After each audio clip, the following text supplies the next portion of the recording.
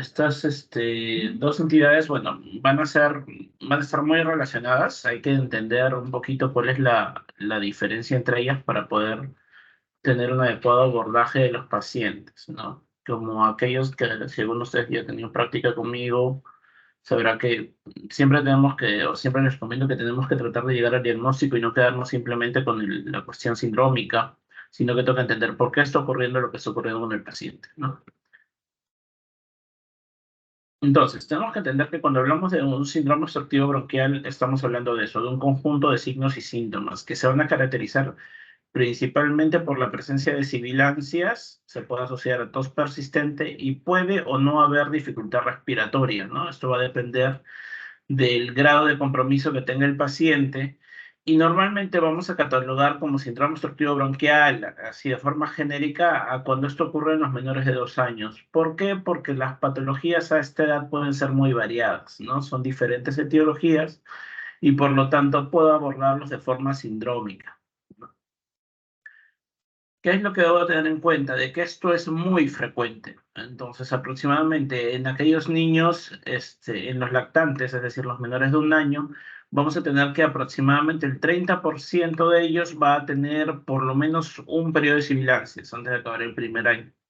Mientras que a los 3 años el 40% de los niños ya habrá tenido por lo menos un episodio de sibilancias y para los 6 años ya aproximadamente 50% de los niños va a haber tenido un episodio de sibilancias. Entonces, no es una patología con la cual no nos vamos a cruzar en el momento en que tratemos con un niño, ¿no? Y ustedes como médicos generales van a eventualmente tratar a algún paciente con este cuadro clínico. Entonces, tenemos que entender qué son las sibilancias. Sibilancias, como un signo semiológico, van a ser la presencia de sonidos que son musicales continuos que se van a originar en las oscilaciones de las vías aéreas respiratorias estrechadas. Cuando yo inspiro, normalmente esto creo que claro, tenemos este gráfico acá. Cuando yo inspiro, yo lo que puedo ver es de que voy a generar una presión negativa en el espacio pleural, esto va a distender la caja torácica y va a distender también todas las estructuras que están dentro de la caja torácica. Va a extender el pulmón, el parénquima pulmonar y va a también distender lo que son los bronquios, ¿no? Entonces, la vía aérea inferior va a abrirse y va a permitir el pasaje del flujo de aire normal. Pero cuando uno expira se pierde esta presión negativa y por lo tanto todas las estructuras por retroceso elástico van a volver a su forma normal o habitual. En un paciente que no tiene ningún problema, esto no va a generar ninguna alteración en la salida del aire, ¿no? Sin embargo, cuando existe alguna situación, alguna patología que ha generado que haya una disminución del calibre de la vía aérea, va a producir de que el aire tenga dificultad para salir y esa dificultad nosotros la vamos a encontrar clínicamente como este sonido musical, como un silbido, ¿no? Por eso es de que va a escucharse predominantemente en la expiración, ¿no? Pero a medida de que el paciente, la enfermedad progrese, esta obstrucción o esta limitación a la salida del flujo expiratorio va a generar que el aire quede retenido y esta retención de aire va a llevar a que poco a poco la presión que se generaba para que el pulmón se expanda vaya siendo cada vez menor y por lo tanto el aire ya no solo encuentra obstrucción a la hora de salir del pulmón, sino que también va a poder presentar obstrucción a la hora de entrar a la vía aérea y entrar al parénquima pulmonar y por lo tanto los sibilantes pueden tornarse expiratorios e inspiratorios, ¿no? La otra característica de las sibilancias es que van a ser usualmente polifónicas y esto está relacionado a un estrechamiento diseminado con distintos grados de obstrucción de acuerdo a el distinto diámetro de cada uno de los bronquios o los bronquios principales o los bronquios segmentarios que estén afectados. Y cuando yo encuentro sibilancias monofónicas, es decir, que sibilancias que son siempre del mismo tono, siempre las mismas características, tendría que pensar que o es una afectación de una vía aérea de mayor calibre o es una lesión un poco más focalizada, ¿no? Cuando tengo un estrechamiento, perdón, de la vía aérea pequeña, es decir, de los bronquiolos, puede que solo escuche una expiración prolongada, que el sonido de silbido no sea tan evidente, pero sí puedo escuchar que cuando comparo la relación de duración de la inspiración con la expiración va a estar más prolongada con respecto al anterior, ¿no? Con respecto a la inspiración. Y a la larga, esto también va a llevar con esta retención de aire dentro de los pulmones a que el flujo de aire sea menor y disminuyan los ruidos pulmonares normales como es el murmullo vesicular, ¿no? Porque el aire va a empezar a ingresar en menor cantidad porque se queda retenido en el pulmón y el pulmón se encuentra hiperextendido, ¿no? Entonces, la obstrucción bronquial se da por una disminución del calibre de los bronquios y en realidad las causas que generan obstrucción bronquial pueden ser múltiples, ¿no? Pueden ser causas extrínsecas o causas intrínsecas. Y los mecanismos que van a generar la obstrucción bronquial también van a ser varios. Puedo tener por un lado inflamación de la vía aérea y contracción del músculo liso, que son los mecanismos clásicamente descritos en el asma.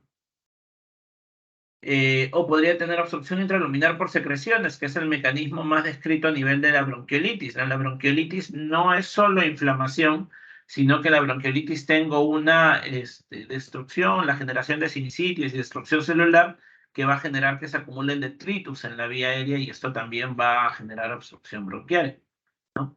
O la presencia de un cuerpo extraño, si es que el niño ha ingerido o ha aspirado en un cuerpo extraño pequeño que se ha ido hasta vía aérea baja, entonces puede generar una obstrucción focalizada, ¿no?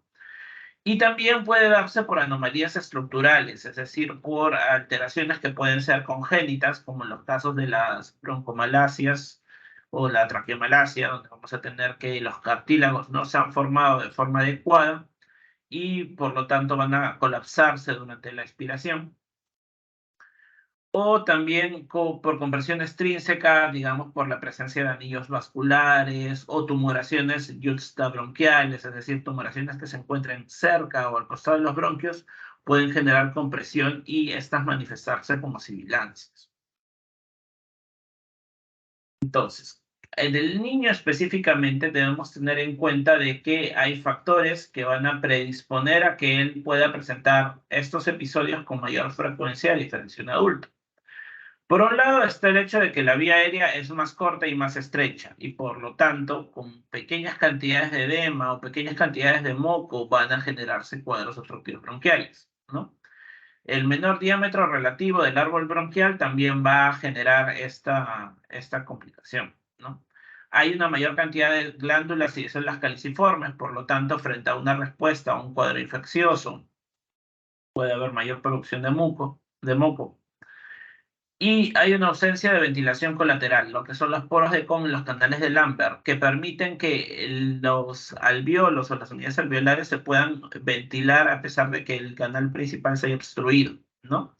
Recordando que los poros de Kohn son aquellas conexiones o aquellas aberturas que existen entre alvéolos adyacentes, mientras que los canales de Lambert conectan el conducto alveolar adyacente con un alvéolo de otro conducto alveolar, permitiendo que así se mantenga la ventilación. Estos no están completamente desarrollados en el niño pequeño, sobre todo en el menor de 6 meses, lo cual lo va a predisponer a que manifieste más claramente una afectación bronquial, ¿no?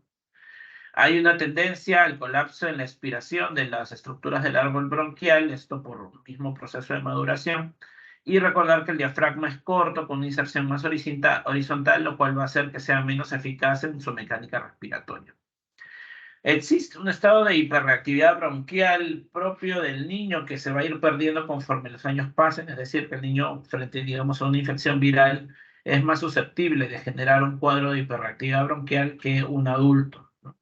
Y esto normalmente se va a ir perdiendo con los años, salvo en aquellos casos específicos de pacientes con asma. Y esto es algo que hay que entender en la cuestión fisiológica, porque te explica por qué el niño va a agravarse más rápidamente que un adulto. Y esto es una cuestión física. Cuando yo tengo una vía aérea, vamos a tener que la resistencia de la vía aérea es inversamente proporcional al radio.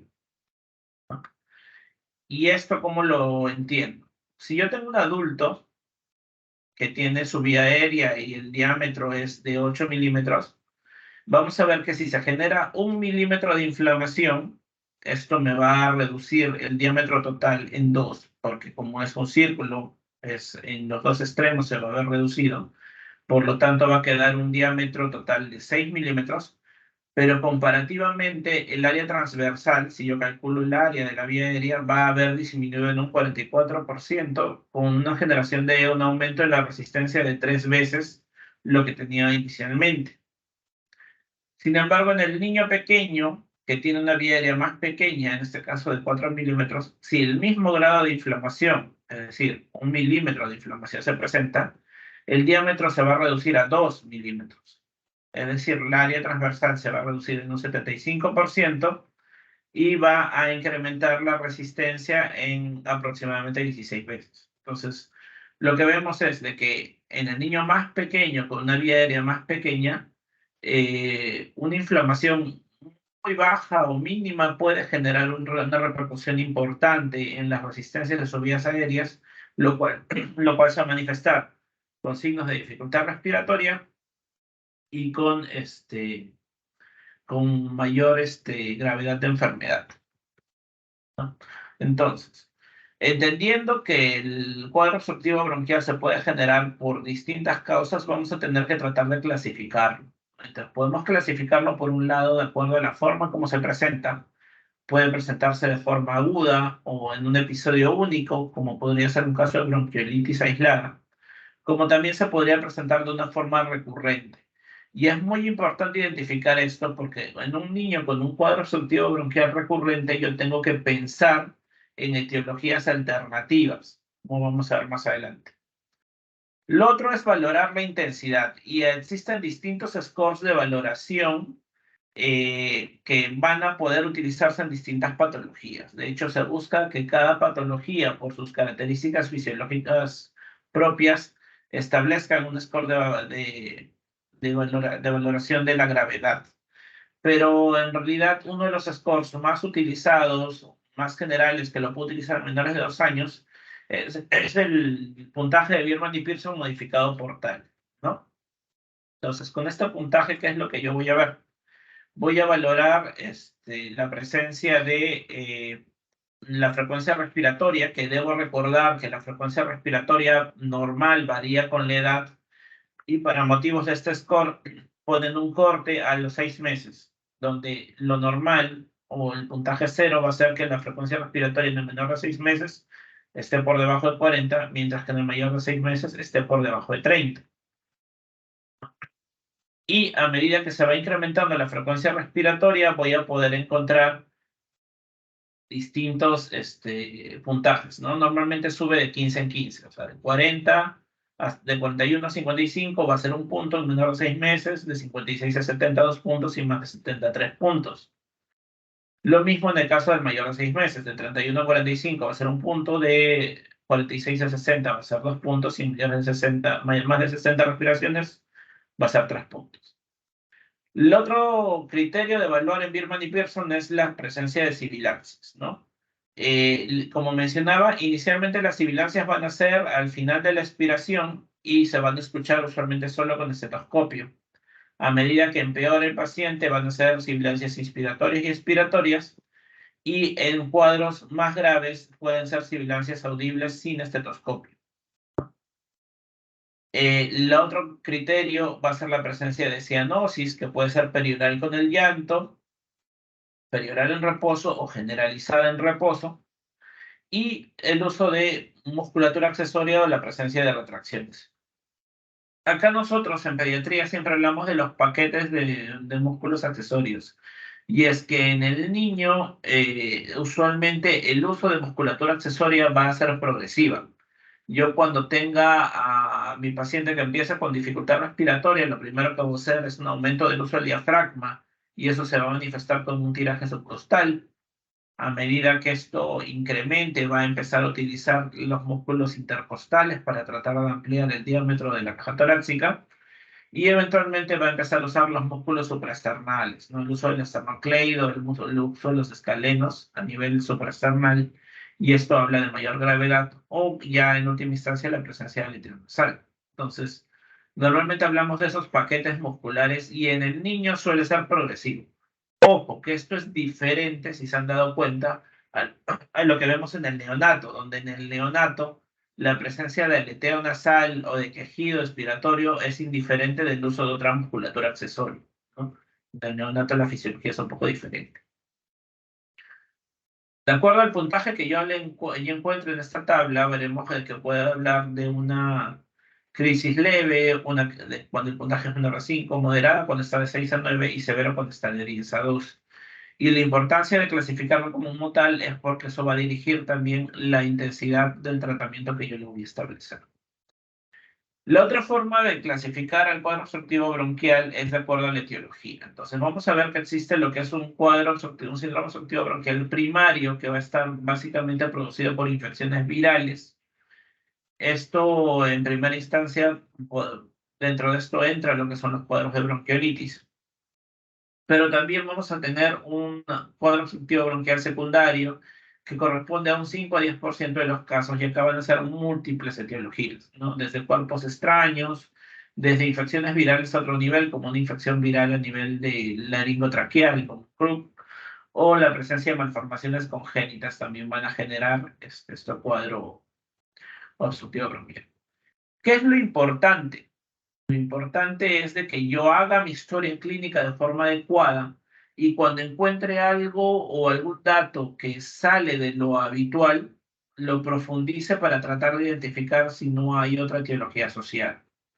Entonces, por ejemplo, si yo tengo un paciente de 1 año y medio que ya tiene múltiples episodios de obstrucción bronquial, y aparte, tiene una historia de diarreas crónicas, una historia de mala ganancia ponderal. ¿Qué alternativas o qué podría yo sospechar de este paciente?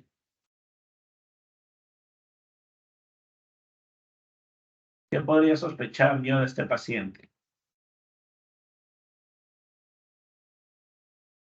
¿Alguien? ¿No quieren que llame por nombre?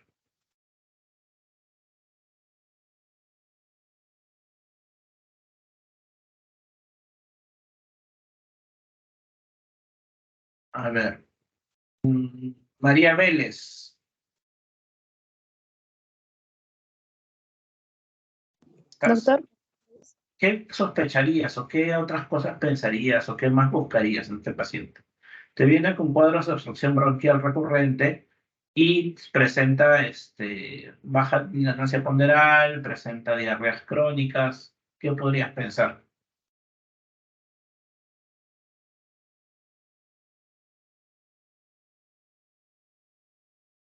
sí, doctor, podría estar pensando pues en un cuadro infeccioso en este caso, ¿no?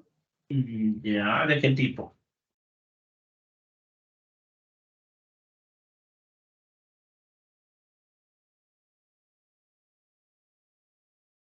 Tendría que pedir algún tipo de examen, un hemograma, para ver la etiología, si hay leucopenia, si hay leucocitosis, de esa manera Todo, ayudarme. recuerden, y esto es importante para todos, de que el diagnóstico parte de su anamnesis. Entonces, y de la anamnesis yo tengo que plantear posibilidades y de acuerdo a eso pido mis exámenes auxiliares. Porque si yo pido un examen auxiliar por pedir, en algunos casos me puede generar una eh, información confusora. Si yo no sé bajo qué criterios voy a interpretar ese examen, puede confundirme más que ayudarme, ¿no? A ver, vamos con alguien más. A ver, Ricardo Vivas, Sí, doctor, presente. ¿en qué pensarías en este paciente? ¿O qué información más te gustaría saber antes de ir a exámenes auxiliares? ¿O qué plantearías como posibilidades de diagnóstico? Podría ser una, como dice, una infección vírica. Y se caracterizaría por eso, por SOPs recurrentes y diarreas crónicas y baja ganancia ponderal.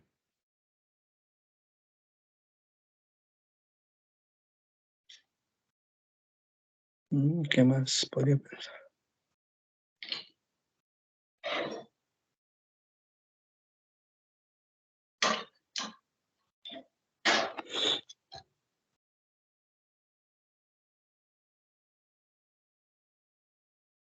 A ver, ¿alguien más?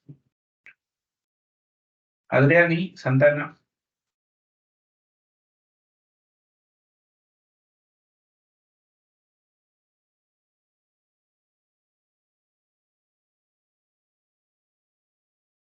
¿Está?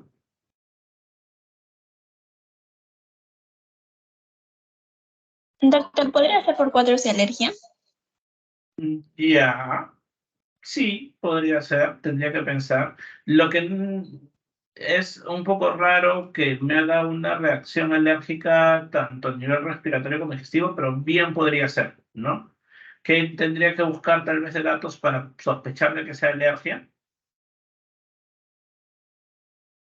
¿Qué dato podría preguntarle a la mamá que me podría orientar a que esto puede ser una reacción alérgica? Puede ser, ¿no? No lo niego.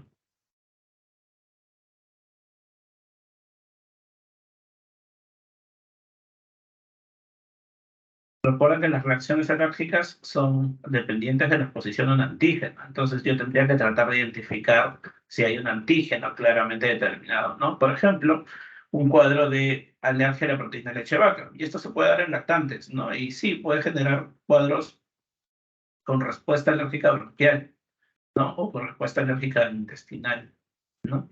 Pero estaría asociado al consumo de leche de vaca que está, en el caso de los lactantes pequeños, es con el uso de fórmulas infantiles. Aunque también hay cierto pasaje de proteínas de leche de vaca a través de la lactancia materna. Entonces, puede ser, no está mal pensar, ¿no? Pero, ¿y qué otras cosas más? ¿No? ¿Qué otros diagnósticos más? De la parte infecciosa, eh, ¿qué cosa pensaría? ¿Cuál sería lo adicional? ¿Solo es cualquier infección viral o podría pensar en que hay algún otro problema en este niño que debería yo de buscar?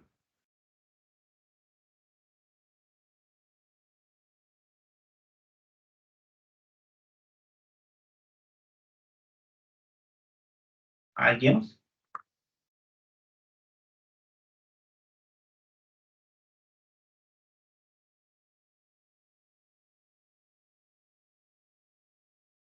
No nos olvidemos de que si yo pienso que podría ser infeccioso en un paciente que ya tiene infecciones de índole recurrente, uno, primero tendría que valorar si los episodios previos corresponderían a un cuadro de infección viral, que pueden ser frecuentes las infecciones virales en el niño, o ya estamos frente a infecciones bacterianas recurrentes. Y si fuera este último caso, tendría que valorar si es que este paciente no tiene algún tipo de inmunodeficiencia primaria, ¿no? Entonces, como ven, datos me van sumando a pensar en otras posibilidades y de ahí va a surgir mi plan de trabajo para yo decidir qué examen pedir. Pero un cuadro muy típico con las características que les he contado de afectación respiratoria y afectación digestiva va a ser, por ejemplo, la fibrosis quística, que justamente va también con una baja ganancia ponderal. Entonces, la intención es que entiendan de que yo no me debo de quedar solo con el síndrome y solo con solucionar el momento, sino que debo de tratar de ver qué es lo que está de fondo en este paciente para poder darle una mejor solución o darle un tratamiento de control en caso sea dependiendo de la enfermedad, ¿no? Como veremos, el asma no es una enfermedad que tenga cura, es una enfermedad que se controla. Pero si yo no estoy en la capacidad de decir, este paciente tiene asma, entonces, si no se lo digo al padre y no le explico las implicancias que tiene ese diagnóstico, el padre simplemente no va a ir o no va a utilizar tratamiento de control, ¿no? Entonces, tenemos que ampliar la, la mente un poquito en tratar de ver cuáles pueden ser las causas, ¿no? Y causas son múltiples de cuadro obstructivo bronquial, ¿no? Tenemos bronquiolitis, reflujo gastroesofágico, neumonía, bronconeumonía, displasia broncopulmonar, tuberculosis, la insuficiencia cardíaca, causas cardíacas, fibrosis quística, neumonías por gérmenes atípicos, trastornos de la succión de glución, aspiración de cuerpo extraño, malformaciones pulmonares, inmunodeficiencias primarias, tumores como los linfomas, la presencia de guías vasculares, broncomalacia y el asma bronquial, que es tal vez el prototipo de las enfermedades obstructivas bronquiales que lo vamos a ver más adelante, ¿no? Solo para presentar cosas y ver qué datos me podrían a mí sugerir de que este paciente tiene una insuficiencia cardíaca? ¿Qué datos en mi anamnesis o mi examen físico me haría sospechar de que yo estoy frente a un cuadro obstructivo bronquial por insuficiencia cardíaca?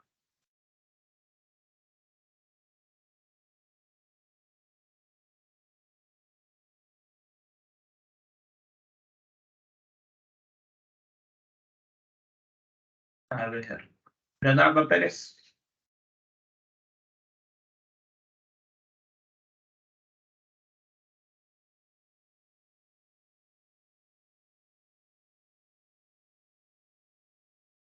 ¿Está Leonardo?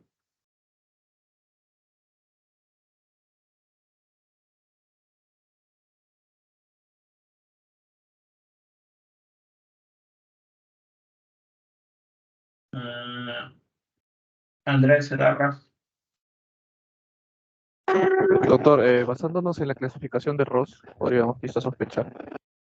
Ya, ¿qué datos? ¿Qué datos le preguntarías a la mamá para tú pensar de que esto es una insuficiencia cardíaca? Podría ser quizá diaforesis o taquimia al momento de la lactancia en caso de infantes y la disnea en el esfuerzo en caso de Ya. ya niños mayores. ¿Y qué dato te apoyaría o te podrías sospechar esto en tu examen físico?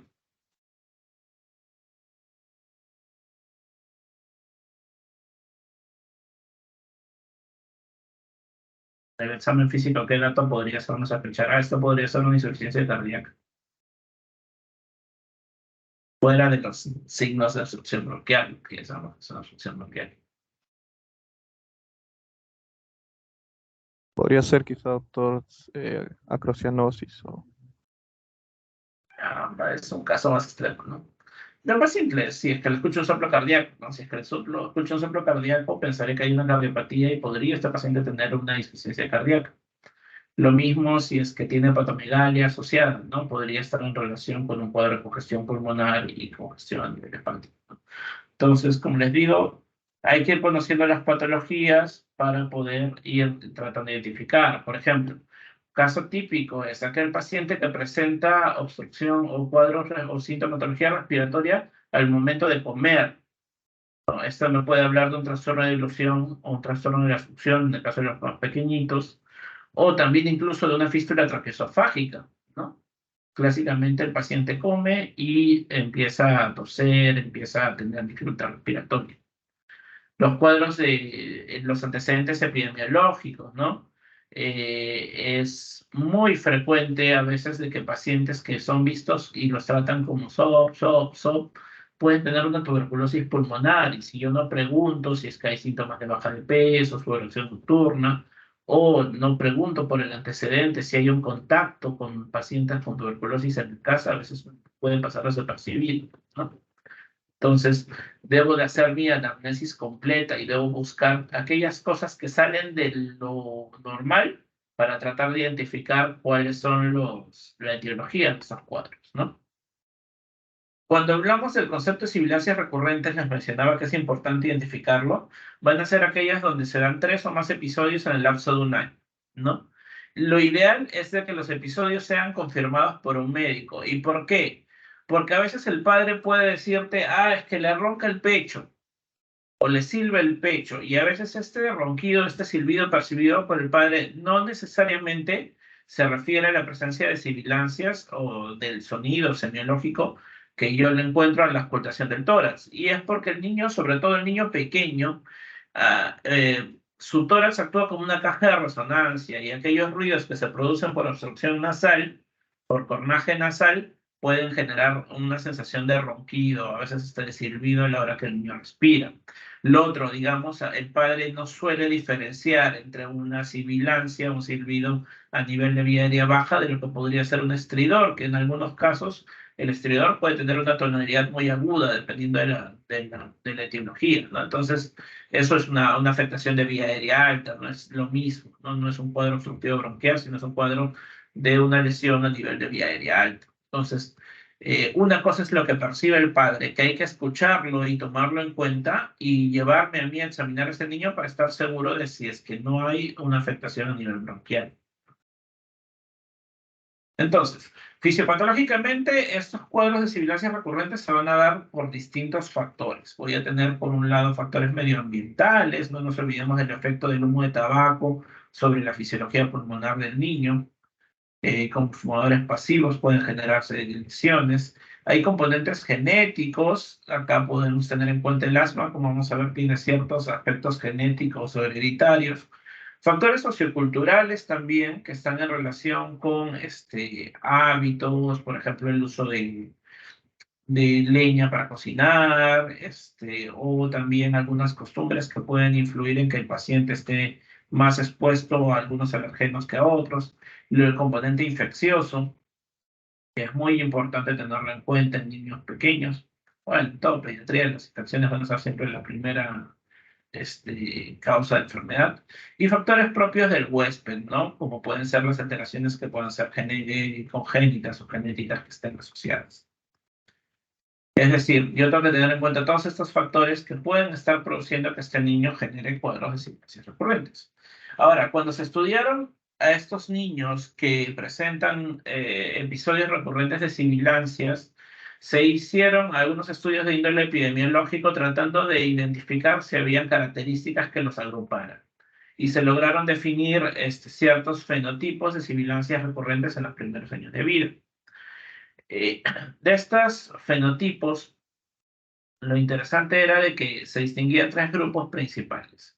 Uno, que van a ser las sibilancias transitorias. Estos son niños menores de 3 años que van a empezar con cuadros de sibilancias recurrentes, pero donde no tengo muchos datos de atopía, no tengo una historia de alergia propiamente en la familia, y tengo que estos episodios suelen ser repetitivos hasta los 3 años, luego de lo cual la frecuencia empieza a disminuir y estos niños tienden luego a llevar una vida sin mayores episodios de broncoespasmo, ¿no? O de sibilancias, ¿no? ¿Qué factores de riesgo están asociados a este grupo? El hecho de tener una función respiratoria disminuida al nacer, la presencia de infecciones virales recurrentes, sobre todo aquellos que van a guarderías o tienen hermanos pequeños.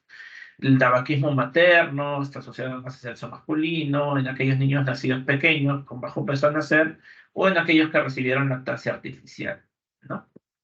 Pero la característica es que siguen esta curva. Empiezan temprano, pero luego bajan.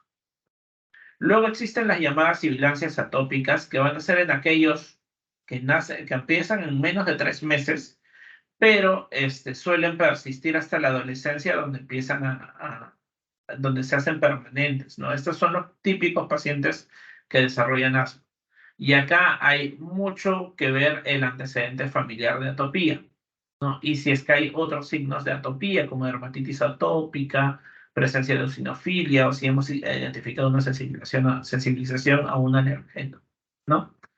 Estos pacientes empiezan desde pequeños con sibilantes y van a persistir a lo largo de su vida, ¿no? Son los niños asmáticos. Y existe un cuadro de sibilantes persistentes, pero que no están asociados a atopía, ¿no? Que van a ser niños que empiezan también en menores de 3 años, en un 20%, y suelen estos tener su pico de cuadros de sibilancias recurrentes entre los 3 y 6 años, y luego en la adolescencia va a disminuir. Acá no se va a identificar la atopía como un factor de riesgo. Puede estar asociado a una daño, una noxa del aparato respiratorio de forma temprana, por ejemplo, una bronquiolitis grave que genera cierto grado de lesión a nivel del parénquima y de las estructuras pulmonares, y que va a llevar justamente a que este paciente o esté predispuesto a generar estos cuadros de sibilancias, ¿no? Por ejemplo, los prematuros, que pueden hacer un cuadro de displasia broncopulmonar, y cuando hay alguna desregulación congénita del tono bronquial. Entonces, voy a tener que evaluar a mi paciente siempre partiendo de la anamnesis, por un lado viendo los antecedentes de este niño y de la familia, ver si es que hay predisposición genética para las enfermedades atópicas, el asma, la rinitis alérgica, la dermatitis atópica, si es que hay exposición a ambientales, por ejemplo, humo de tabaco, a la cocina con humo de leña, los antecedentes propios del niño. existe todavía la denominada marcha atópica, que se decía de que el paciente con atopía empezaba usualmente con un problema a nivel dermatológico, el cual iba a derivar a medida que vaya creciendo o en el desarrollo de un asma bronquial o en el desarrollo de una rinitis alérgica, ¿no? Entonces, esta evolución se puede presentar. Entonces, el que yo tenga un paciente con antecedente de rinitis alérgica y me haga cuadros de obstrucción bronquial a repetición, me puede llevar a sospechar de que esté desarrollando un cuadro de asma. La presencia de otros síntomas, como mencionábamos hace un momento, la diarrea crónica, la rinorrea persistente, que el niño esté desnutrido o que haya infecciones en otros sitios, me debe hacer sospechar de otras patologías y por lo tanto llevarme a ampliar mi anamnesis. Como con algunos de mis grupos de práctica hemos discutido, cuando yo tengo un paciente y me da un síntoma el paciente, yo tengo que ir a disgregar este síntoma lo más que pueda para ver su relevancia y cómo esto se va a concatenar con el motivo de consulta inicial, ¿no? Hay que evaluar cómo se ha presentado este cuadro de sibilancia, desde qué edad inició, ¿no?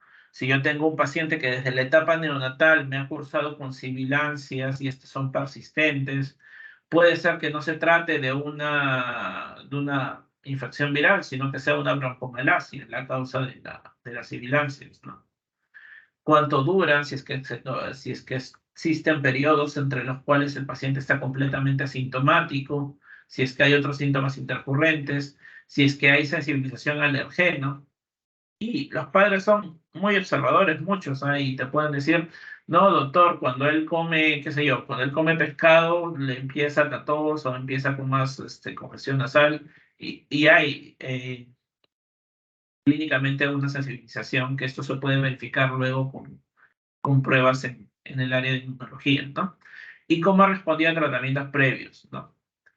A la hora de examinar al niño, no olvidemos que todo examen físico en pediatría es un examen físico completo. Tengo que ver desde el crecimiento, el desarrollo psicomotor y la evaluación ya propiamente dirigida a mi examen respiratorio, donde voy a buscar signos de dificultad respiratoria, la presencia de la simetría o asimetría en la signología respiratoria que me puede orientar a distintas etiologías, ¿no?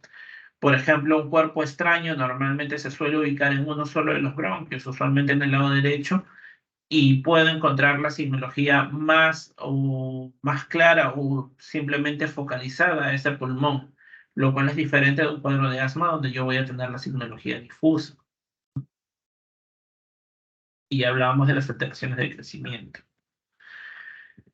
Entonces, yo tengo un paciente con sibilancias recurrentes, más de 3 episodios en un año, entonces tengo que empezar a ampliar mi anamnesis y buscar si es que hay un patrón específico para estos cuadros, ¿no?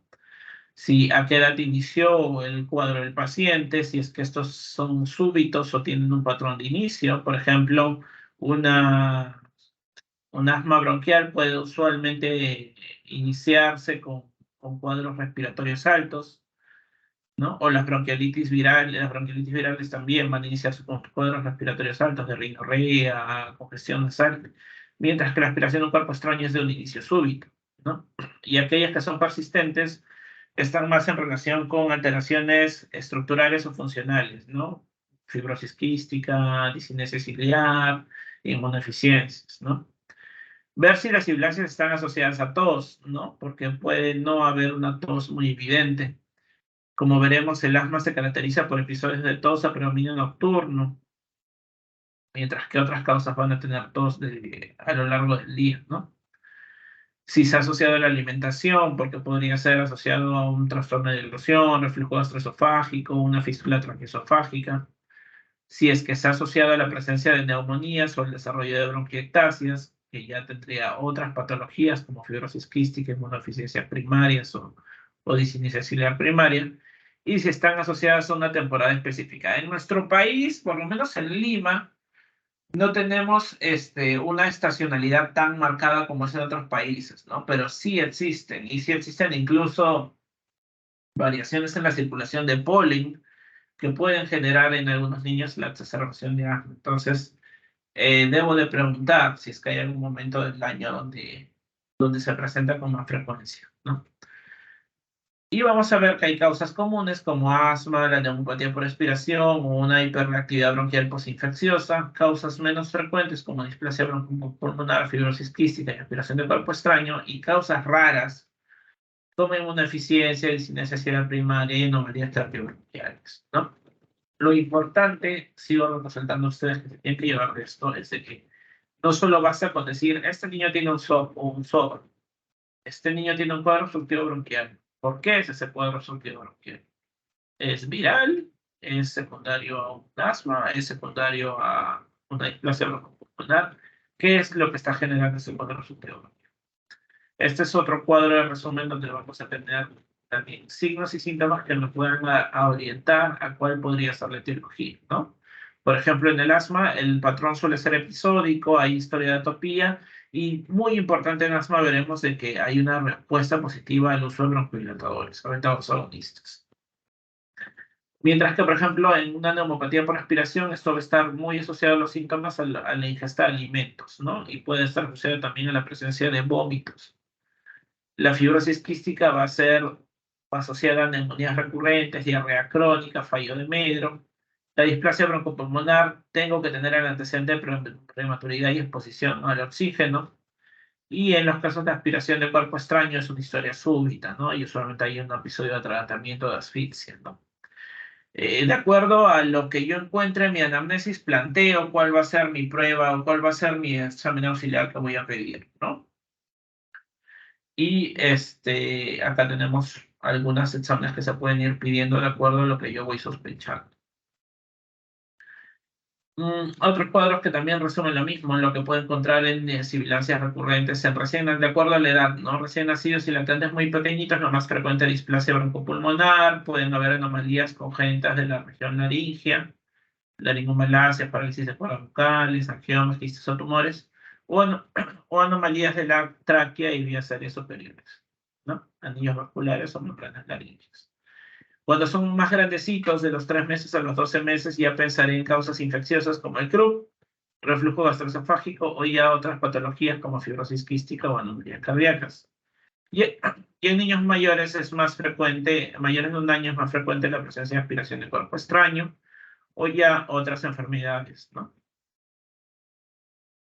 Y muy importante identificar cuando tengo sibilancias atípicas, es decir, que no son las habituales que voy a ver en un paciente con cuadros virales, como pueden ser la presencia de síntomas de nacimiento que son persistentes y la tos húmeda o la tos productiva es el principal síntoma.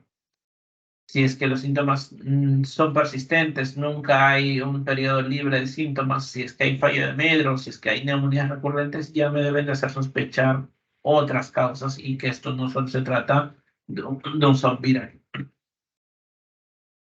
Y tal vez la preocupación de muchos padres está en relación de si mi niño que tiene menos de 3 años y ha hecho un cuadro de sibilancias presenta un riesgo o no de desarrollar asma. Y porque se le tiene mucho miedo al título o a ponerle la etiqueta al paciente de asmático, ¿no? Entonces los padres a veces entran en un poco de negación, e incluso algunos médicos entran en negación de no querer catalogar a un niño como asmático. Frente a esto, Castro Rodríguez realizó un score, un índice que puede ayudar a predecir el riesgo de que este paciente pueda desarrollar asma, ¿no? Entonces, el índice predictivo de asma se utiliza en aquellos niños con sibilancias recurrentes que han sido evaluados por un médico y que van a tener algunos de los criterios. Puede ser un criterio mayor o 2 criterios menores. Un criterio mayor va a ser la historia parental de asma infantil, es decir, que la madre o el padre hayan tenido asma. Puede ser asma infantil, asma por ejercicio, ¿no?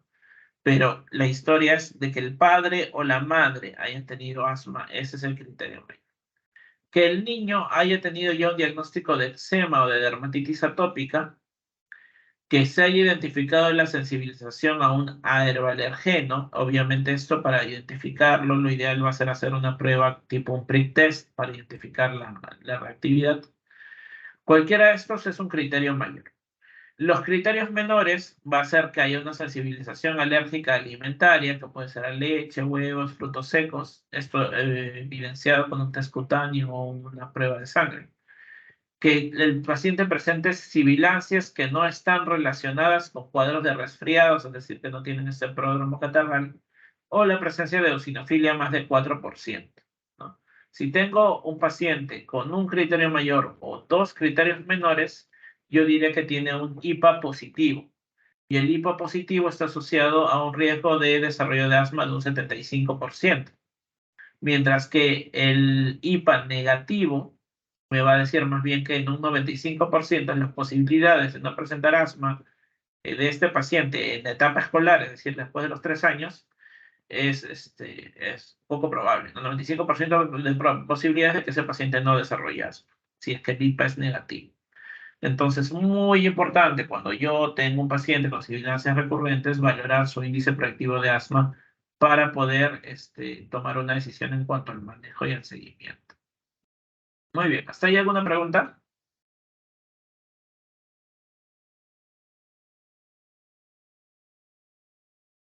¿Alguna pregunta? ¿Todo está claro?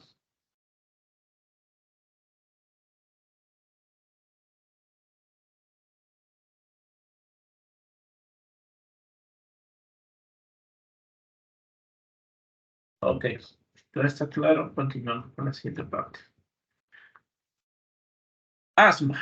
Entonces, ¿qué es el asma? ¿Alguien me puede decir qué cosa es el asma?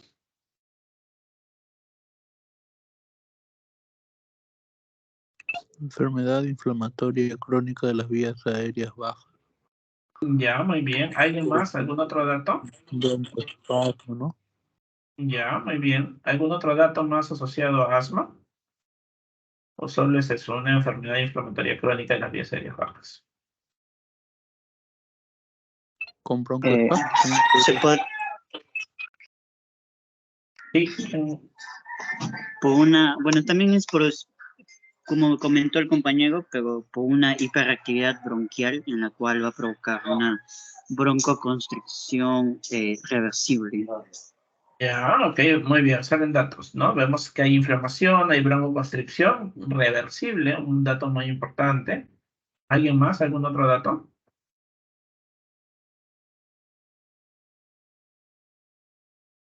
Muy bien, en realidad han dicho las cosas principales, pero hay que tener en cuenta de que ahora el asma ya no se entiende como una enfermedad única, sino es una enfermedad heterogénea. Hay un componente inflamatorio crónico de la vía aérea que se caracteriza por síntomas respiratorios, principalmente sibilancias, disnea, opresión torácica y tos. ¿Ya? No necesariamente están todos. Han llegado pacientes que hacen su cuadro de crisis asmática y no están con mucha tos, pero sí tienen sensación de presión torácica, ¿no? Entonces, no necesariamente van a estar todos, son síntomas que pueden estar algunos. Lo más típico es que sí se presenten sibilancias. Muy importante tener en cuenta de que va a haber una variación en el tiempo e intensidad de los síntomas. Por eso hablábamos de estos periodos libres de síntomas que pueden existir, a diferencia, digamos, de una fibrosis quística, donde los síntomas van a ser mucho más persistentes. Y la otra característica que mencionaba su compañero es que hay una limitación variable al flujo de aire expiratorio, que es variable y es reversible, pero hay que tener en cuenta que en la evolución de la enfermedad, esta se puede volver persistente. Entonces, va a depender en parte de en qué momento yo haga mi diagnóstico de asma.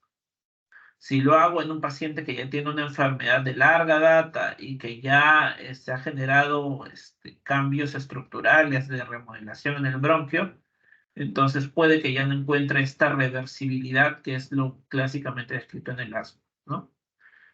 Obviamente esto tendría que ser un descuido por parte del paciente en cuanto a nunca haberse hecho evaluar, o lo otro es de que se haya una negligencia de las personas que lo evaluaron y no identificaron el cuadro obstructivo bronquial, ¿no? Que es poco frecuente. Usualmente se asocia a hiperreactividad bronquial e inflamación, pero no es suficiente estos datos para el diagnóstico, ¿no? Se han descrito también, así como vimos fenotipos de las sibilancias recurrentes, se han descrito fenotipos de asma. Y que estos, el detalle o lo que llama la atención es que no se correlacionan específicamente con los procesos patológicos responsables. Puede afectar, está descrito, entre 1 a 29% de la población en distintos países. ¿A qué se refiere esto de los procesos patológicos responsables? Vamos a ver que los fenotipos, como sabemos, hablan de características visibles, ¿no? Entonces puedo tener un fenotipo de asma alérgica, que es usualmente se presenta en la infancia, está asociada a enfermedad alérgica, historia de atopía y responde muy bien a los corticoides inhalados.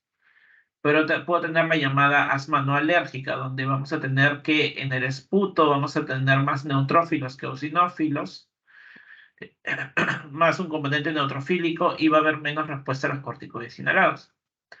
Puedo tener un asma de inicio en el adulto, esto es más como fenotipo, es aquella donde vamos a tener los síntomas más en mujeres, más de características no alérgicos, van a requerir dosis más altas de corticosteroides inhalados y van a ser muchos casos refractarios al tratamiento.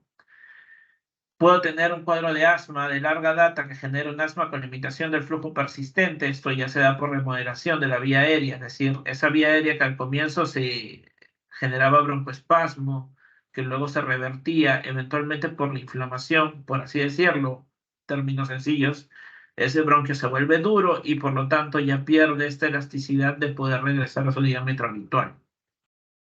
Y también hay un cuadro de asma asociado a obesidad, donde los síntomas son prominentes y hay poco grado de inflamación eosinofílica. Recordar que el asma es una entidad proinflamatoria en general. Perdón, que la obesidad es una entidad proinflamatoria. Ahora, esto se ha vuelto cada vez más complejo cuando entramos ya a los planos genéticos y a los mecanismos inmunológicos de por medio. Y por eso ya incluso ya se dejan, o algunos están tratando de dejar de lado el término fenotipo, sino más hablar del término endotipo en relación a identificar mecanismos fisiopatológicos que generen un cuadro similar, ¿no? Pero en general, de lo que el asma clásica, el asma alérgica, que estaba donde predominaba una respuesta inmunológica de grado TH2, de tipo TH2, está en un grupo y vamos a tener otro grupo donde vamos a tener un asma asociadas a infecciones con predominio de respuesta de tipo TH1 y puede haber un asma de índole neutrofílica con una respuesta de tipo TH17, ¿no? Que va a tener como mencionábamos, poca respuesta a corticoides. Y así vemos que hay distintos tipos de asma que incluso se van traslapando entre ellas, ¿no? Lo importante es de que las asmas más tempranas, que empiezan en los niños más pequeños, suelen ser más de índole TH2, es decir, de tipo alérgico, mientras que más tardías suelen ser más de índole neutrofílico. Y estas suelen tener más cuadros de exacerbaciones. Suelen tener, aquellas que son netamente alérgicas, suelen tener exacerbaciones más graves, pero que responden más rápido al tratamiento. Mientras que aquellas asmas con una inflamación de tipo más neutrofílica pueden ser más, una instauración más insidiosa, pero con una respuesta de tratamiento también mucho más lenta. Entonces, importante, y esto todavía está en estudios, todavía se está tratando de dilucidar cómo realmente el asma son distintas, prácticamente distintas enfermedades que engloban un mismo cuadro clínico, ¿no? Y frente a eso, la posibilidad de nuevos tratamientos, como veremos más adelante. Entonces, ¿cómo diagnostico asma? ¿No? Ya vimos que es una enfermedad heterogénea, ya vimos cómo es el patrón clínico. El patrón clínico mencionábamos que tiene síntomas respiratorios, sibilancias, disnea, opresión torácica y tos. Entonces, tengo que hacer mi anamnesis y tengo que tratar de identificar la presencia de síntomas, si hay historia de enfermedad alérgica previa en el paciente o si hay historia familiar de asma o alergia. Básicamente, tengo que definir bien cómo ha sido la evolución de este paciente desde que empezó con los síntomas y si tiene un componente de atopía en la familia, ¿no? Hay que recordar que en un cierto momento, dado que existen periodos libres de síntomas, yo puedo tener un paciente asmático con un examen físico normal.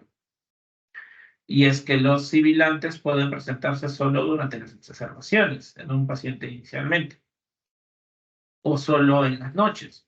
O puede existir una obstrucción del flujo expiratorio, pero que no genere sibilancias todavía porque es muy leve. Perdón. Lo que debemos tener en cuenta es que también podemos irnos al otro extremo. Y cuando inicia el cuadro clínico de sibilancias, estas pueden ir progresando inicialmente expiratorias, luego inspiratorias, y eventualmente llevar a un cuadro de tórax silente, donde no escucho un pasaje del murmullo vesicular y tampoco escucho sibilancias. Y este cuadro ya es un cuadro extremo que es cercano a la falla respiratoria. Pueden haber en algunos casos la presencia de crépitos y sibilancias, crépitos y sibilancias inspiratorias no son típicos de asma. Debería de pensar ahí ya en otras patologías o en otras enfermedades. ¿Cuándo yo voy a sospechar o voy a aumentar mis probabilidades de que el paciente pueda tener asma? Por ejemplo, cuando tiene más de uno de los síntomas, es decir, no solo tiene la opresión torácica, sino también tiene sibilancias, o tiene tos y opresión torácica, o tiene todos los síntomas. Entonces, mientras más síntomas tenga, tengo más chances de que este paciente pueda ser asmático. Si es que los síntomas tienen una temporalidad donde empeoran en la noche o temprano por la mañana, que estos síntomas varían en tiempo y en intensidad, es decir, que tenga el paciente episodios donde está normal y episodios donde empieza con la crisis, empieza a toser más o empieza a sentir la presión torácica. Si es que hay algún gatillante, como puede ser una infección viral, un alergeno en particular o cambios en el clima o la presencia de irritantes, como por ejemplo el humo de tabaco. ¿Cuándo yo voy a alejar la posibilidad de asma? Cuando tengo una tos aislada. O sea, cuando el síntoma que tengo es tos, básicamente. Cuando esta tos produce de forma crónica esputo, ¿no? Ahí tendré que sospechar en otros cuadros, por ejemplo, fibrosis quística, ¿no? Si es que esta disnea está asociado a mareos, parestesias o lipotimia, podría no tratarse de un cuadro de origen respiratorio, podría ser de origen cardiovascular. Si es que el dolor torácico es, una cosa es la sensación de opresión de pecho y otra cosa es dolor torácico aislado, ¿no? O en aquellos donde hay una disnea inducida por ejercicio, pero se asocia a una inspiración ruidosa que puede estar más en relación con una afectación de la vía aérea superior. Luego de tener un cuadro clínico que me haga sospechar de que el paciente es asmático, lo siguiente que yo tengo que hacer idealmente es hacer una prueba de función pulmonar. Ahora, recordemos que la espirometría y la flujometría a veces en niños pequeños no se puede hacer tan fácil, usualmente se hacen mayores de 5 años, ¿no? En términos generales, lo que se busca es tratar de identificar esta limitación al flujo expiratorio, ¿no? En aquellos pacientes que no están con tratamiento, que son asmas no controladas, la variabilidad de este flujo expiratorio va a ser más evidente. Y las pruebas siempre deben realizarse por personal entrenado, ¿no? Entonces, puede hacer, por un lado, lo que es la espirometría, en los cuales los parámetros que voy a medir es el volumen expiratorio forzado en el primer segundo y la relación entre el FEP1 y la capacidad vital funcional. Que esta relación debe ser menor al límite normal inferior, lo cual reflejaría una limitación al flujo de aire expiratorio. La otra prueba que podría utilizar, que es un poco más que se puede realizar en la consulta pediátrica, en la consulta de medicina general, es una flujometría. Pero esto igual tiene que ser en un niño grande que tenga la capacidad de entender las instrucciones. El flujómetro, si lo han visto, es un aparato, solamente son de plástico, donde el paciente lo que tiene que hacer es una expiración forzada para tratar de identificar el pico flujo expiratorio, ¿no? Y lo importante es de que el paciente se entrene en utilizar este equipo y luego haga un registro para ver lo que es la variabilidad del pico flujo expiratorio, ¿no? Y la variabilidad se refiere a la mejora o deterioro de los síntomas y la función pulmonar a lo largo del tiempo. La reversibilidad está en relación con una mejora rápida del FEP1 o del pico expiratorio flujo minutos después del uso de un broncodilatador de acción rápida, ¿no?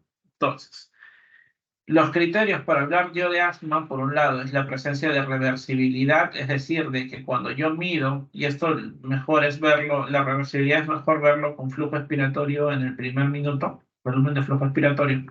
Cuando yo hago una comparación entre el post-broncodilatador y el pre-broncodilatador y el flujo expiratorio ha aumentado más de 200 mililitros, o cuando lo hago la relación en porcentaje, la diferencia entre el flujo expiratorio pre-broncodilatador y esto es un incremento de más del 12%, Entonces yo hablo de que es un cuadro de una obstrucción bronquial reversible. Y lo otro está en relación a la variabilidad. En este caso se pide que el paciente haga un registro de 2 semanas y lo que voy a hacer es restar el flujo expiratorio pico máximo menos el flujo expiratorio pico mínimo, esto entre el flujo expiratorio máximo por 100. Y si es que esto está en más del 20% en más de 3 días de una semana, esto es en los valores de un día, entonces hablo de que hay una variabilidad en el flujo expiratorio que también sería positivo para el asma, ¿no? ¿Qué otras pruebas se pueden utilizar? Test de provocación bronquial. Es donde yo voy a administrar un agente o voy a generar un estímulo que me genere hiperreactividad bronquial, como la administración de metacolina, histamina, el ejercicio, el desarrollo de hiperventilación voluntaria eucápnica o inhalación de manitol. Y vamos a ver de que tiene una sensibilidad moderada para el diagnóstico, pero su especificidad es limitada, ¿no? El uso de test de alergenos propiamente como identificar la atopía va a aumentar la probabilidad de que este paciente sea asmático, un asma alérgica específicamente. Lo ideal es el realizar un pretest o la medición de una IgE específica en suero. Y hay que recordar que para el diagnóstico de asma no es necesario un estudio de imágenes. Si yo estoy sospechando que el paciente es asmático, no tendría por qué pedir una radiografía de tórax, salvo que yo sospeche de que hay alguna comorbilidad o hay algún otro diagnóstico alternativo que se deba descartar, ¿no?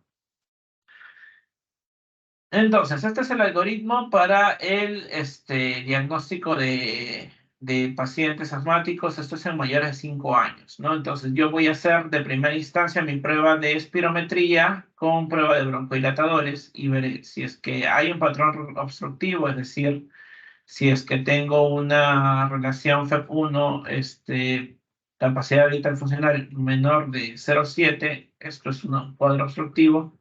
Vale, una prueba broncohilatadora y si esta es positiva ya tengo el asma confirmado. Si la prueba broncohilatadora es negativa, puedo hacer una prueba con medición de óxido nítrico salado. Si es que el óxido nítrico salado es más de 40 partes por billón, entonces confirma el asma. Y si es que es negativo, una alternativa es hacer una prueba con corticoide durante 2 a 3 semanas y luego volver a valorar la espirometría. Si es que se normalizó el patrón respiratorio, se confirma que es un asma. Y si es que se persiste el patrón obstructivo, entonces tengo que pensar en otros diagnósticos. Ahora, ¿qué pasa si mi primera espirometría es normal? Si mi primera espirometría no tiene el patrón típico de obstrucción en la relación FEP1-FBC, entonces igual hago una prueba broncohilatadora. Si con esta prueba broncohilatadora mejora la función pulmonar, se confirma que es un asma. Pero si es que es negativa, tengo que ir a una prueba de estimulación, ¿no? Bueno, puedo medir óxido nítrico salado también, podría darme un diagnóstico, o valorar la variabilidad con flujo expiratorio, o hacer una prueba de broncoconstricción, como mencionábamos, ejercicio, metacolina, histamina, como posibilidades. Si es que esta es positiva, confirmo que es un asma. Si es negativa, habrá que ver otros diagnósticos. Y en niños pequeñitos, en menores de 5 años, obviamente que es difícil hacer la espirometría basal. Si es que puedo hacerla, si es que el niño me colabora y puedo hacer una espirometría basal y esta es prueba con una prueba de broncohilatador positiva, se confirma que es asma. Si es que la prueba con broncohilatador es negativa, trataré de hacer una prueba de provocación con metacolina o ejercicio. Si es que es positiva, es asma. Y si es que es negativa, esto tengo que buscar otros diagnósticos. Y cuando no tengo la posibilidad de hacer una espirometría, puedo hacer una prueba terapéutica con un glucocorticoide inhalado y un beta agonista de acción corta, y en 6 a 10 semanas lo reevalúo. Si es que hay una buena respuesta, lo más probable es que este paciente sea asmático, y si es que no hay respuesta, debo de buscar otras etiologías, ¿no? Y una vez de que yo he identificado y ya he identificado que mi paciente tiene asma, lo que debo hacer es controlar la enfermedad y tener en cuenta de que el asma no se cura, el asma se controla, y con un control adecuado puedo hacer que la función pulmonar de este paciente se mantenga y el paciente pueda desarrollar una vida normal, ¿no? El objetivo es alcanzar control, que se va a definir por la ausencia de síntomas, la ausencia de necesidad de medicación de alivio, que el paciente realice actividades normales y que tenga una función pulmonar normal. Y reducir el riesgo futuro, que puede ser la afectación de la función pulmonar, el desarrollo de exacerbaciones o crisis de asma, el declive exagerado de la función pulmonar y los efectos adversos del tratamiento. Recuerden que los corticoides tienen efectos secundarios y si bien los corticoides inhalados van a tener menores efectos secundarios que los corticoides sistémicos, igual pueden estar presentes. Hay que tener en cuenta que existen criterios en el adulto y en el adolescente para poder hablar de un asma que está bien controlada, ¿no? Que los tenemos acá, ¿no? Un asma bien controlada es cuando no hay síntomas o son menos de 2 días al mes y no hay ninguna limitación a la actividad, no hay síntomas nocturnos, no hay necesidad de uso de medicación beta 2 y tengo su función pulmonar normal, ¿no? Más del 80% del valor teórico del FEV1 o más del 80% del mejor valor personal del PEF, ¿no? Y no hay exacerbaciones. Eso es un asma bien controlado. Si es que tengo un asma parcialmente controlada, es donde tengo cualquiera de estas alteraciones, es decir, que hay más de 2 síntomas diurnos, que hay alguna limitación en la actividad, si es que hay algún síntoma nocturno, si es que hay necesidad de medicación de alivio más de 2 días al mes, o si es que está afectada su función pulmonar, o si es que tengo más de una exacerbación al año, estoy frente a un asma parcialmente controlado. Y si tengo más de 3 de estas características, es un asma mal controlada, ¿no? O si es que hay más de una exacerbación a la semana del cuadro de asma, ¿no? Siempre debo de buscar qué factores de riesgo puedan influir en las exacerbaciones, ¿no? Entonces, la ausencia de control va a definitivamente estar asociada a un mayor riesgo de asma. Esto también lo puedo valorar con ciertos cuestionarios de calidad de vida que nos vamos a ver más adelante. El antecedente de exacerbaciones, si es que ha habido más de una exacerbación grave en el último año, si ha habido historia de asma casi letal, si es que el paciente no utiliza esteroides inhalados, si es que hay un exceso de uso de medicación de rescate, es decir, que van a ver que algunos niños, sobre todo adolescentes y niños de entre 6 y 8 años, que aprenden que con el salbutamol se les alivian las molestias, empiezan a usarlo de forma excesiva. A cada tos o a cada mínima disnea van a empezar a utilizar inhalador y el uso de inhaladores frecuentes también van a ser un signo o un factor de riesgo para que tengan exacerbaciones. Que tenga un tipo de inflamación de TH2 con presencia de eosinófilos en sangre y esputo, que tenga una función pulmonar que está baja de su grado basal con reversible broncodilatador y problemas psicosociales, bajo nivel socioeconómico, exposiciones ambientales o comorbilidades como la obesidad, la rinosinusitis crónica, van a aumentar el riesgo de exacerbaciones, ¿no? Entonces, importante identificar estos factores de riesgo para poder intervenirlos, ¿no? Entonces, si yo sé que es un asma que está parcialmente controlada, pero tengo, digamos, un paciente que es obeso o hay un consumo de tabaco en la casa, tengo que informar eso a los padres para que se pueda reducir el factor de riesgo y evitar que ese paciente tenga exacerbaciones. La definición de gravedad de asma en el niño será en función de la presentación clínica, ¿no? Entonces, algunos niños pueden tener síntomas de forma intermitente, episódica, y otros son de forma persistente, es decir, que no mejoran, que no tienen episodios libres de síntomas que sean considerables, ¿no? Y retrospectivamente yo voy dependiendo del nivel de tratamiento que he requerido para alcanzar el control, hablar de la gravedad del cuadro como tal, del cuadro global de asma, si es un asma grave, moderado o leve. Y eso va a depender del escalón de tratamiento que utilicen, lo vamos a ver más adelante. Entonces, el escalón de tratamiento 5-6 me habla de que es un asma grave, la necesidad de tratamiento en escalón 3-4, un asma moderada, y la necesidad de tratamiento en escalón 1-2, un asma leve, ¿no? Esto puede variar mucho en el niño a lo largo del tiempo, sobre todo con factores estacionales, por la presencia de aeroalergenos como polen y por la presencia de infecciones virales circulantes también, ¿no? Hay, para valorar el control de asma en el niño, cuestionarios ya estandarizados, como es uno que es el cuestionario CAN, donde tengo estas 9 preguntas, voy a hacer que el paciente las responda con una respuesta de 0 al 4, y también existe, normalmente las preguntas van dirigidas al niño cuando ya tiene más de 9 años, y cuando es un niño de 1 a 8 años, las preguntas hay una versión que es para los padres, para que ellos contesten, ¿no? Si yo tengo en este cuestionario una puntuación de mayor o igual a 8, significa que es un asma que no está controlado. El otro test es el ACT, el Asthma Control Test, que es pediátrico, está validado para niños de 4 a 11 años e incluye 7 preguntas al niño, 7 preguntas, perdón, que son 4 al niño, que son estas primeras 4, y 3 a los padres o cuidadores, ¿no? Cuando tengo un puntaje menor de 20, eso implica que el paciente está mal controlado. Estos cuestionarios tienen la ventaja de que no solo valoran la presencia o ausencia de síntomas, sino que ven mucho la calidad de vida del paciente.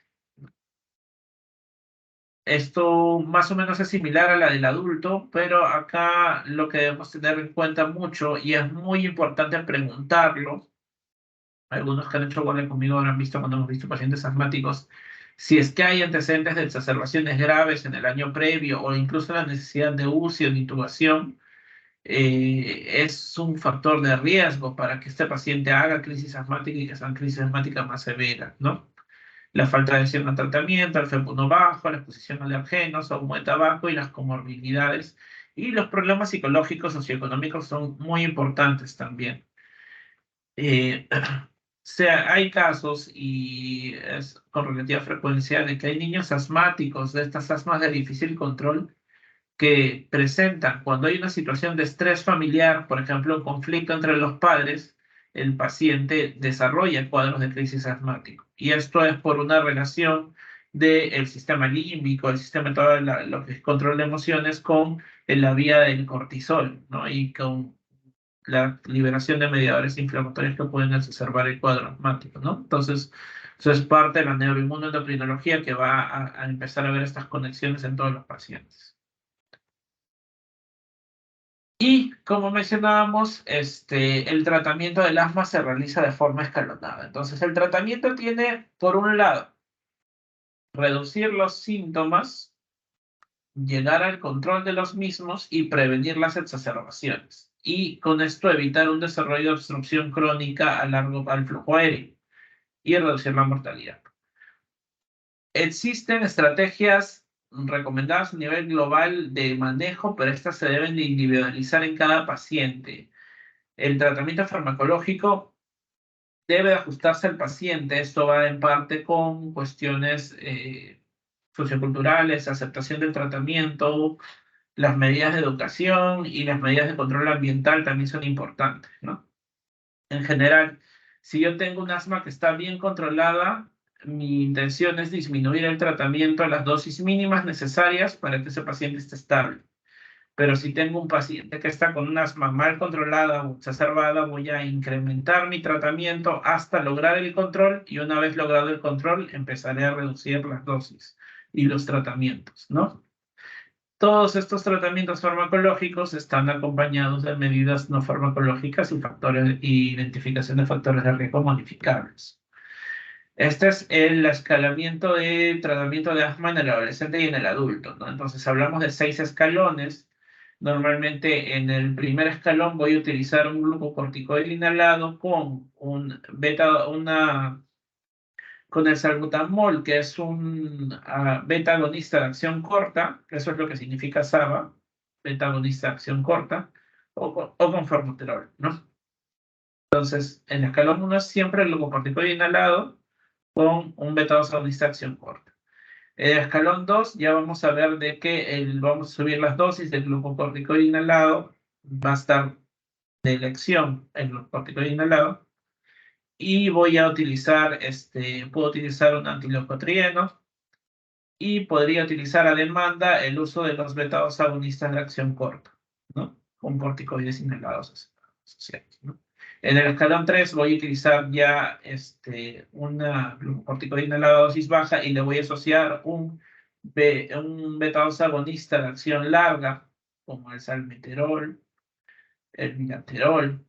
Y estos se van a asociar en algunos casos al uso de glucocorticoides a dosis media y otra vez a demanda utilizar métodos agonistas de acción corta.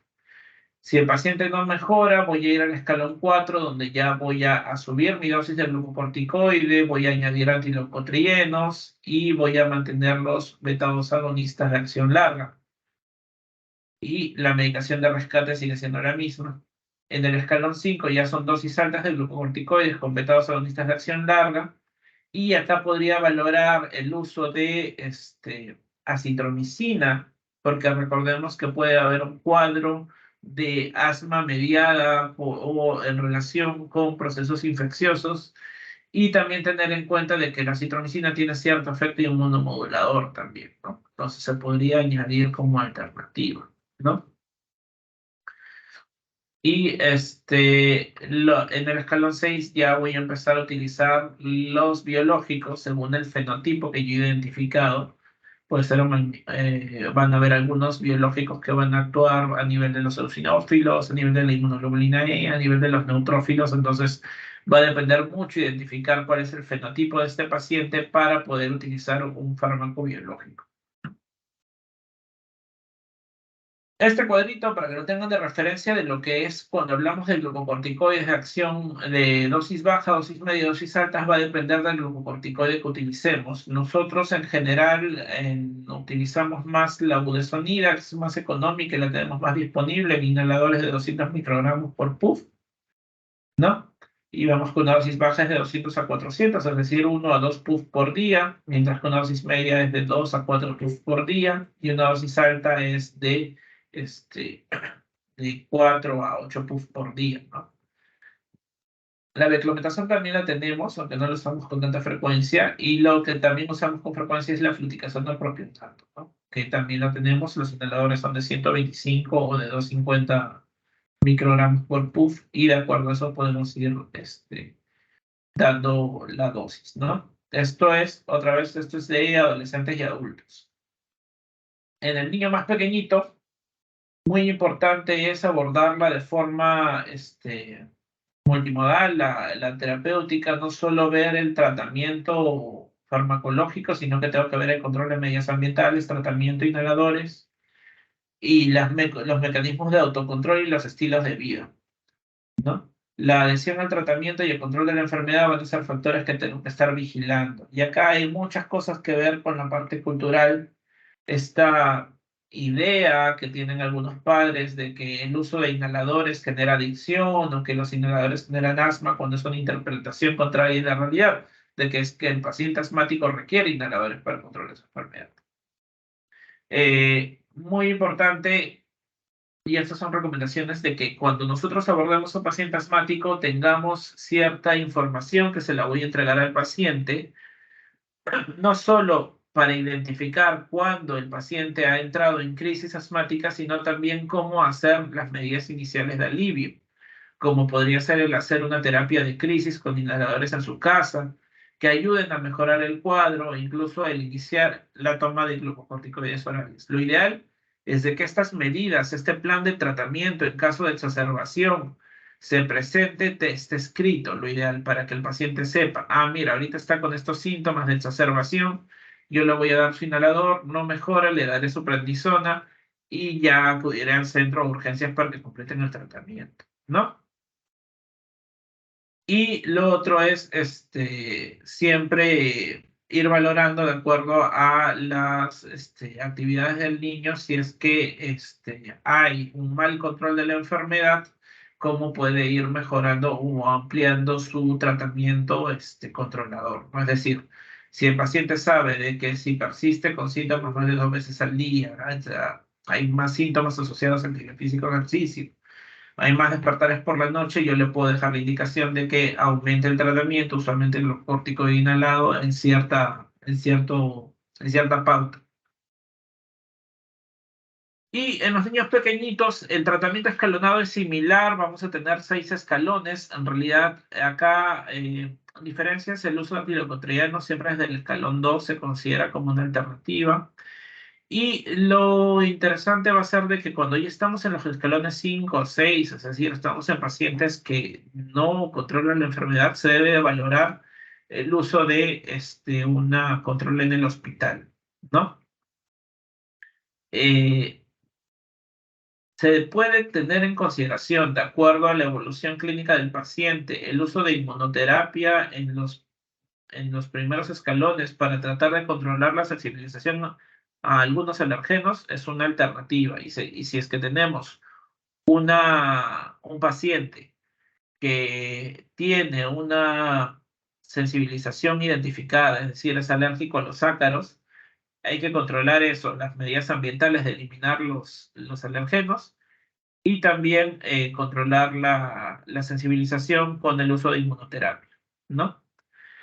Y en los pacientes ya que no responden al tratamiento habitual, vamos a poder valorar el uso de los biológicos, que hay que tener en cuenta que no se utilizan sobre todo a partir de los 6 años. Y lo mismo los beta-2 agonistas de acción larga suelen indicarse también a partir de los 6 años o 8 años, dependiendo del medicamento. Acá tenemos otra vez el tablito para los niños pequeños de lo que es una dosis baja, dosis media y dosis alta de corticoide para los menores de 12 años. Como les decía, en niños pequeñitos usamos más budesonida y fluticasona. Y para terminar, vamos a ver rápidamente lo que es una crisis asmática, que son las exacerbaciones agudas. Es donde el paciente va a tener un aumento de la sintomatología, un deterioro de la función pulmonar con respecto a su situación basal. Necesita un tratamiento específico. Se puede llamar crisis de asma, exacerbación de asma, ataque de asma, agudización del asma, son sinónimos. Clínicamente, el paciente va a tener mayor síntomas, mayor necesidad de medicación de alivio y un deterioro de la función pulmonar. Existen dos tipos de crisis asmática de forma grosera que podemos identificar. Aquellas que se instauran rápidamente, en menos de 3 horas, y que usualmente tienen un mecanismo de broncoconstricción, van a ser más graves en su inicio, pero van a responder rápidamente al tratamiento. Y aquellas que se instauran lentamente, que corresponden a la mayoría de crisis, un 80%, que son de un mecanismo más inflamatorio, que van a tener una respuesta terapéutica más lenta y usualmente están asociadas a infecciones respiratorias altas o a un mal control de la enfermedad. Yo, para valorar, así como valorábamos la gravedad del asma en global, vamos a tener que hacer una valoración de la crisis asmática. No hay una escala completamente validada, existen distintas escalas, pero lo importante es que usemos alguna que nos permita valorar cómo llega nuestro paciente y cómo responde a nuestro tratamiento, ¿no? Y lo otro es identificar factores de riesgo de una muerte por asma. Entonces, esta es una escala, por ejemplo, una de las más sencillas, que es el Pulmonary Score, es la que recomienda el Grupo Español para Manejo del Asma, que básicamente valora la frecuencia respiratoria. Ojo, que a diferencia del Birman y Pearson, que diferenciaba entre menores de 6 meses y mayores de 6 meses, acá la diferenciación es entre menores de 6 años y mayores de 6 años. Otra vez tenemos la frecuencia respiratoria que va a ir variando y de acuerdo a la variación va a tener un puntaje, la presencia de sibilancias y el uso de esternocleidomastoideo, ¿no? De acuerdo a esto saco un puntaje y de acuerdo a ese puntaje, si es de 0 a 3 es una crisis leve, de 4 a 6 es moderada y de 7 a 9 es una grave. Y otra cosa importante es de que el Pulmonary Score sí contempla el hecho de que la saturación de oxígeno también va a ayudar a clasificar la crisis en leve, moderado o grave. Y cuando tengo una discordancia entre mi score clínico y mi saturación, la recomendación es de que yo elija el peor. Es decir, tengo un paciente que me llega con una crisis y está con un puntaje de 5 como moderada clínicamente, pero me satura 88, entonces yo la consideraré como una severa y la manejaré como tal. Otros scores como el PRAM, el Pediatric Respiratory Assessment Measure, es un score que tiene la ventaja, por un lado, de que va a incluir otros parámetros como la saturación dentro de la puntuación y también va a incluir distintas tipos de retracciones, ¿no? Retracciones supraesternales, retracciones de los escalenos, va a valorar el pasaje del murmullo vesicular, que como les mencionaba, a medida que va empeorando la crisis, va disminuyendo el murmullo vesicular y también la presencia de sibilancias, ¿no? Lo mismo, hay un puntaje, el cual si es de 0 a 3 es leve, de 4 a 7 es moderado y de 8 a 12 es severo, ¿no? Y como lo otro que les decía era lo de valorar el riesgo de padecer una crisis vital de asma. Es decir, es lo que también se llama un asma casi fatal, en la cual puede ser necesario el uso de ventilación mecánica y de cuidados intensivos. Entonces, ¿cuándo voy a poder tener riesgo de una crisis vital? Una que sea una crisis de instauración rápida. Como mencionábamos, estas suelen ser más graves, pero también suelen resolver más rápido con el tratamiento, responder más rápido. Si es que ya el paciente ha tenido varias consultas o varios ingresos por cuadros de exacerbación de asma o incluso la necesidad de un ingreso previo a UCI o de ventilación mecánica, también es un criterio de asma, un factor de riesgo para crisis vital de asma. Si es que es un paciente que no tiene un control adecuado y que abusa de los beta-2 adrenérgicos de acción corta, como el salbutamol, también es un factor de riesgo. Si es que hay alguna comorbilidad cardiovascular o si es que hay alguna condición psicológica, psiquiátrica o social que dificulten la adhesión al tratamiento, ¿no? Sobre todo la negación de la enfermedad, ansiedad, depresión o también las familias disfuncionales. Existen descritos factores de riesgo para muerte que están asociados a asma. Y la importancia de conocerlos es básicamente identificar a estos pacientes y no perder el monitoreo que deben de recibir para evitar que vayan a eventos fatales, ¿no? En realidad son muy similares a los anteriores. La presencia de una historia de asma casi fatal que requirió ventilación mecánica, un dato muy importante, o que haya tenido múltiples hospitalizaciones o operaciones por emergencia por asma en el año anterior, también muy importante, ¿no?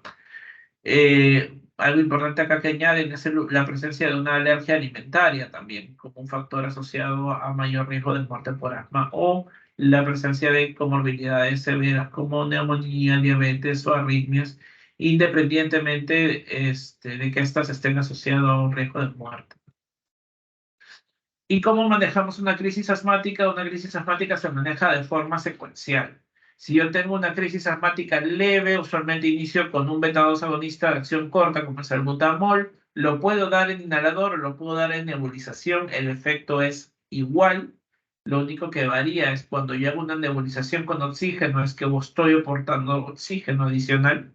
Pero el efecto broncodilatador del salbutamol inhalado, cuando hago bien mis inhalaciones del nebulizador, es exactamente el mismo. Normalmente, si es una crisis leve, le hago un curso de 2 a 4 puffs con salbutamol y lo revalúo en 15 minutos. Si responde, se va a casa con el SABA a demanda, y si no, ya lo catalogo como una crisis moderada y pasaré a una segunda escala. En esta segunda escala le voy a dar inhalador o nebulización por 3 veces, cada 20 minutos, y lo revalúo. Si es que responde, se va a la casa y le podría dar un tratamiento con prednisona vía oral por 3 a 5 días. Si es que no responde, ya lo podría catalogar una crisis grave. La crisis grave requiere oxígeno y ojo que mi objetivo de saturación es tenerlo mínimo en 94, no tengo que llevarlo al 100%.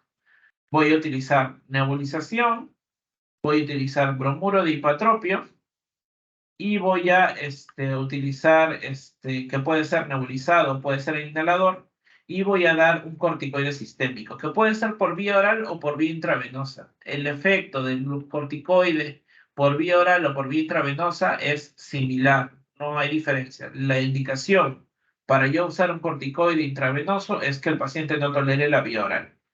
Y si estoy en mi centro de salud, tendré que derivar a este paciente a urgencias del hospital o al hospital, si está muy grave, para que vaya a UCI o al hospital más cercano, siempre procurando un transporte adecuado, con oxígeno de la mejor forma, ¿no?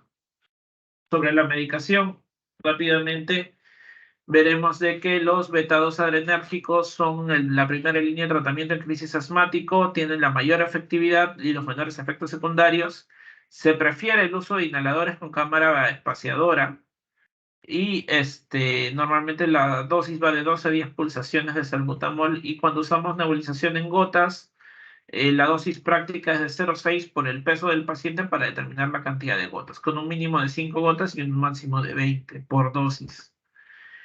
Muy importante saber cómo usar la aerocámara, porque este es tal vez el principal problema cuando el paciente no responde al tratamiento. No sé si habrán visto, hay un episodio de Doctor House donde justamente aparece una paciente que le dicen si está usando inhalador y ella dice sí y se lo estaba echando como si fuera un perfume en el cuello, ¿no? Entonces, lo ideal para usar la aerocámara es que el niño esté sentado o parado. Voy a agitar el inhalador, lo voy a conectar a la cámara y voy a colocarlo. En este caso, la imagen es una cámara espaciadora con boquilla. Este es un niño grande que va a colocar, va a agarrar la boquilla y una vez que ha colocado la aerocámara en la tienda sujetada del niño y está con la boca alrededor, sujetando la boquilla, voy a presionar el inhalador y esto se le va a pedir al paciente que respire alrededor de 10 veces o alrededor de 15 a 20 segundos para que vaya aspirando el medicamento. Esto con la boquilla es lo mismo con la máscara, con la cámara espaciadora con máscara, solo que tengo que asegurarme que la máscara haga un adecuado sello. Y normalmente lo tengo que tener ahí el paciente respirando entre 10 a 15 segundos y si no, pedirle que haga unas 3 a 5 respiraciones profundas, ¿no? Para poder aspirar el medicamento. El bromuro hipatropio es un anticolinérgico, se utiliza en las primeras horas, lo puedo utilizar cada 20 minutos, es eficaz y seguro. Y lo que debo de tener en cuenta es de que su efecto más importante es para evitar hospitalizaciones y en las primeras 24 o 48 horas. Más allá de las 48 horas, en un cuadro de crisis asmática no tiene mucha utilidad seguir dando bromuro hipatropio. Y siempre es mejor darlo con un beta-2-agonista de acción corta, va a ser más efectivo, ¿no? Y existen inhaladores combinados de salbutamol con bromuro hipatropio que van a ser más efectivos. Los glucocorticoides sistémicos en crisis leves son controversiales, sobre todo en aquellos preescolares con cuadro viral. Vamos a ver que en mayores de 5 años sí es beneficioso utilizarlo de forma precoz. Se prefiere siempre la vía oral y el de elección va a ser la prednisolona o la prednisona con una dosis de 1 a 2 miligramos por kilo, que lo puedo fraccionar en 2 dosis o darlo en una sola dosis durante 3 a 5 días. Existe un esquema que es con dexametasona en dosis única de 0.3 a 0.6 miligramos por kilo con un máximo de 16 miligramos, que hay esquemas que lo dan en una dosis única o lo dan en 2 dosis separadas con 72 horas de diferencia. Y la vía parenteral se recomienda cuando el paciente no puede tolerar la vía oral por algún motivo, sea porque está con una crisis severa, desaturando, o porque el paciente está vomitando. Y podemos utilizar metilprednisolona, hidrocortisona o dexametasona como alternativas por vía parenteral. Los glucocorticoides inhalados en crisis asmática no tienen mucha evidencia para su uso regular. Y lo que sí tiene evidencia es el uso de sulfato de magnesio. En crisis graves o que no responden a la primera línea de tratamiento, se puede administrar en una dosis de 40 a 50 miligramos por kilo en 20 minutos. Muy importante con el sulfato de magnesio que tengo que pasarlo lento, no se pasa muy rápido porque si no puede generar hipotensión. Y el sulfato de magnesio utilizado junto a los beta-2-agonistas de acción corta se han asociado a una mejora en la función pulmonar, ¿no? Otras terapias ya con menos evidencia, el uso del salbutamol intravenoso, esto está restringido a cuidados intensivos. La aminofilina, que se usaba antes con mucha más frecuencia, ahora también se deja como una tercera línea de tratamiento cuando no hay una respuesta al resto de medicaciones. Y este es un enfoque de manejo de la crisis de forma secuencial, donde yo, a medida que voy evaluando al paciente, voy aumentando la intensidad de mi tratamiento de acuerdo a la respuesta, ¿no? Los exámenes auxiliares en una crisis asmática no son de rutina. Si es que yo encuentro una auscultación asimétrica o está muy hipoxémico mi paciente a pesar del tratamiento, sí deberé pedir una radiografía de tórax para identificar alguna otra complicación. La gasometría solo me va a ser útil en cuadros graves o cuando el paciente se esté deteriorando a pesar del tratamiento para identificar insuficiencia respiratoria y tomar la decisión de dar un soporte ventilatorio. Y los reactantes de fase aguda, es decir, el hemograma, el PCR, solo los debo pedir en cuadro de caso que sospecho, un cuadro infeccioso sobreagregado, ¿no? ¿Cuándo hospitalizo a un paciente con crisis asmática? Cuando no responde al tratamiento inicial, cuando necesito darle broncodilatador con menos de 2 horas de frecuencia, si necesito oxígeno, si es un asma de base grave, o si es que hay antecedente de crisis asmática grave con rápida progresión con mala adherencia al tratamiento, ¿no? ¿Qué pacientes van a requerir UCI? Los que persisten con signos de gravedad a pesar del tratamiento, los que tengan criterios de insuficiencia respiratoria, o si necesito algún tipo de soporte como oxigenoterapia de alto flujo o ventilación invasiva. O si el paciente desarrolla alguna arritmia. Recordemos que los beta-agonistas pueden producir taquicardia, si bien el salbutamol es el que menos produce, igual pueden generarse algunas arritmias, ¿no? Entonces, para terminar, el asma es una enfermedad heterogénea, hay muchas causas, muchos patrones fisiopatológicos y el tratamiento debe ser individualizado.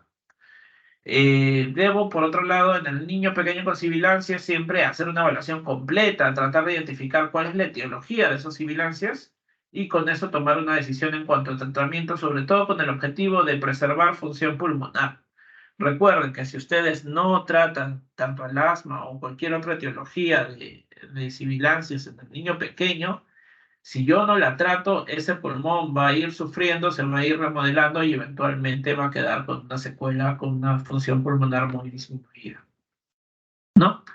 Y es muy importante que el manejo del asma, sobre todo, sea multimodal, viendo aspectos educacionales, control ambiental, farmacológicos, incluso psicológicos en el caso de algunos niños. Y en lo que es exacerbaciones de crisis asmática, muy importante valorar la gravedad del ingreso y tener un sistema de monitoreo para ver cómo son efectivas mis medidas terapéuticas. Listo, chicos. No sé si hay alguna pregunta.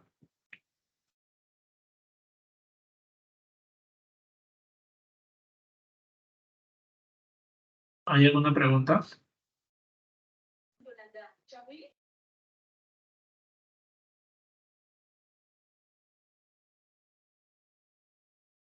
¿Alguna pregunta, chicos?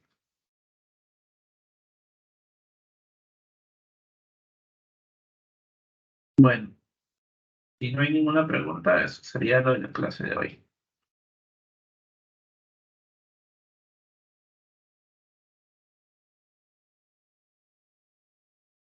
Listo, nos vemos. Gracias, doctor. Contigo un arroz.